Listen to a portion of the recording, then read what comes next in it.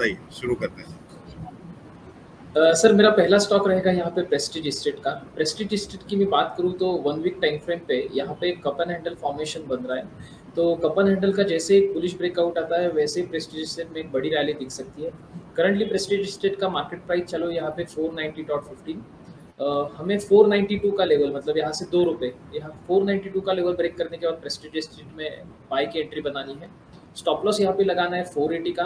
मेरा पहला टारगेट रहेगा 505 और दूसरा टारगेट रहेगा 510। 510 रुपये तक के मेरे टारगेट से और 480 का मेरा यहाँ पे स्टॉप लॉस है। ये जो टारगेट से करीब करीब 1 से 1.5 वीक में आराम से मिल सकते हैं यहाँ पे। ठीक है, तो एक रियल एस्टेट का player Prestige Estate Abhijit sir की भी लिस्ट में है। अभी सर दूसरा स्टॉक कौन सा है? सर मेरा दूसरा स्टॉक रहेगा DMart. DMart avenues, Avenue Supermarts. Avenue Supermarts. Sir मैं डीमार्ट की बात करूं तो डीमार्ट का भी यहाँ पे वन डे अगर टाइम फ्रेम का हम चार्ट ओपन करते हैं तो यहाँ पे भी एक कप एंड हैंडल फॉर्मेशन बन रहा है जिसका ब्रेकआउट अभी शायद से मंडे के दिन आ सकता है। करंट मार्केट प्राइस चलो इसका 3531। इसका जो रेजिस्टेंस बन रहा है वो है 3550 रुपीज़ का। तो जैसे 3550 का resistance D Mart Avenue Super Mart break करता है तो तुरंत इसको बाय करना है। स्टॉप लॉस लगाना है नीचे ने 3510 का। पहला टारगेट रहेगा 3600 का और दूसरा टारगेट रहेगा 3650 का। जी, तो DMart avenues sir time frame क्या लेकर के चल रहा है डीमार्ट के लिए? सर ये टारगेट 1 वीक में आराम से आ सकते हैं। जैसे ब्रेकआउट होगा तो टारगेट थोड़े से छोटे हैं तो 1 वीक में आराम से मिल सकते हैं। ठीक है, तो एक हफ्ते के 4 लिए से डीमार्ट 5% के टारगेट तो 1 वीक में आ जाएगा। जी, 4 से 5 सेशन में भी मिल सकते हैं। और ये अभिजीत सर की एक्सपर्टीज भी है, थोड़ा शॉर्ट टर्म में जल्दी जल्दी मुनाफा दिलवाते चलते हैं। ठीक है, तीसरा स्टॉक कौन सा है सर? सर तीसरा स्टॉक मेरे पुराने दोनों पिछले दोनों स्टॉक से थोड़ा सा कंपैरेटिवली स्ट्रॉन्ग, इसके ऊपर थोड़ा मेरा व्यू है, बुलिश है। मेरा तीसरा स्टॉक है इंडस टावर। इंडस टावर की मैं यहाँ पे बात करूँ तो इंडस टावर एक करीब करीब 8 मार्च 2023 से 1 जून 2023 तक एक रेंज में चल रहा था। बट लास्ट 2-3 दिन में देखेंगे तो वहाँ पे एक बड़ा वॉल्यूम बिल्डअप हो रहा है और स्टॉक एक रेंज बाउंड को ब्रेकआउट देने की यहाँ पे कोशिश कर रहा है। इसका जो स्ट्रॉन्ग रेजिस्टेंस आ रहा है वो 160 रुपये के करीब आ रहा है और इस रेजिस्टेंस को ये ब्रेक भी कर चुका है।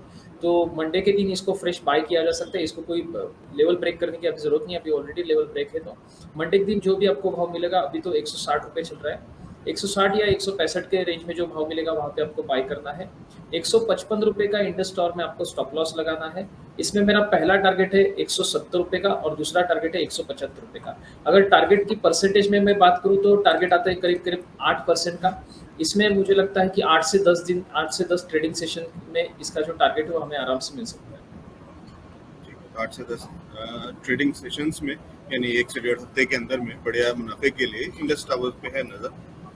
और तो उसके बहुत सारे फंडामेंटल रीजंस भी हैं, जो खबरें भी हैं जो पीछे वोडाफोन से रिलेटेड और बाकी एयरटेल से रिलेटेड, तो उस पर भी नज़र निश्चित रूप से होगी।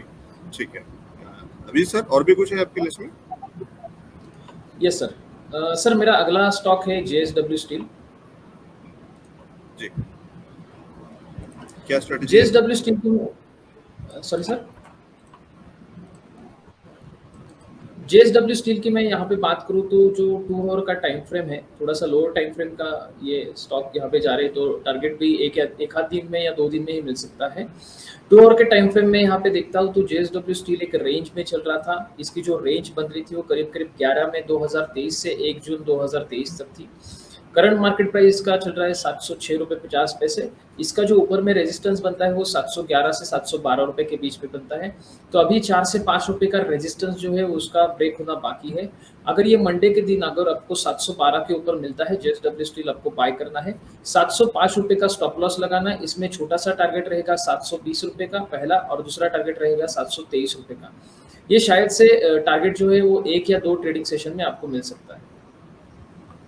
ठीक है, तो ये बहुत और छोटे टाइम फ्रेम के साथ में JSW स्टील पे नजर अभिजीत पाटिल सर की। ठीक है, लेकिन सर टारगेट्स थोड़े बड़े हैं क्या या परसेंटेज के हिसाब से छोटे हैं? सर परसेंटेज रुपीस में बड़े लग रहे हैं लेकिन परसेंटेज के हिसाब से छोटे हैं। परसेंटेज में छोटे हैं क्योंकि 706 रुपए के आसपास अभी काम भी कर रहा है। तो ये है JSW स्टील पे। ठीक है, अभी सर एक और आपके लिस्ट में बाकी होगा क्या? ये पाँच यस होगी। सर, मेरा आखिरी स्टॉक है एल&टी। जी, क्या कर रहे हैं सर एल में? एल&टी की बात करूँ तो सर एल&टी एक अच्छे रेंज बाउंड पैटर्न में है कंटिन्यूअसली, और इस जो ज़ोन को है वो अभी ब्रेक करने की कोशिश कर रहा है, और लगता है कि मंडे के दिन जो इसका लेवल है, रेजिस्टेंस का लेवल है, ये ब्रेक करेगा और यहाँ से एक नया फ्रेश मोमेंटम बनाएगा। करंट मार्केट के प्राइस की बात करूँ तो ₹2236 के लेवल पे ये ट्रेड कर रहा है।